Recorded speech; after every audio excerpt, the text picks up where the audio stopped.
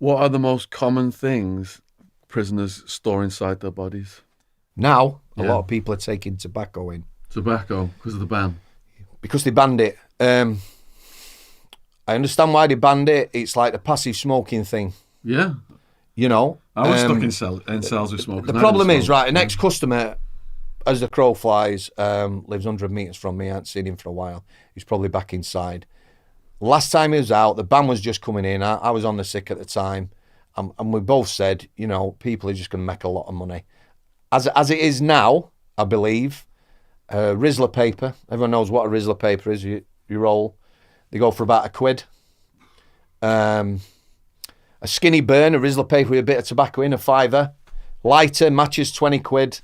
And I believe 50 grams of tobacco, maybe £500. Something like that. But I found out the other day from a lad that's just got out from the private sector that what they do now for everything, or they are doing in Forest Bank, they have a bottle top, say off a lemonade, and that's what you're buying. They'll pack that with tobacco. That is a unit of measurement. So you pay for a bottle top, or you put your drugs in it, or whatever, or your spice, and that's what they buy, a bottle top. That's what I've heard. But yeah, so tobacco, drugs. There's another lad I know. I was in reception doing the strip searching. He came into prison. I hadn't seen him for a good while. We'll talk about dynamic security shortly. But I got a rapport with him. He was a bad lad at Forest Bank. He'd been in the segregation when I was there, so I knew him well. I'd restrained him a few times. And surprisingly enough, when you have had that contact with prisoners, quite often you have a bit of a bond after. You know, they know who you are. They know your name straight away, and you go from there. Anyway, he landed in strange ways. I was strip searching him. He says, "Can I have a word on quiet, Mr. S?" Yeah. So pulls me all to one side. I'm in debt on out. Says, yeah.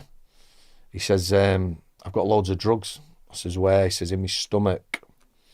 So I referred him to one of the nurses, did my paperwork. He went out. I don't actually know how they got the drugs out of him. They did get the drugs out of him. I don't think they opened him up, but he actually got extra time for bringing drugs into Majesty's prison. The reason he brought him in, he committed an offence to get arrested, to come into Manchester because he was in debt.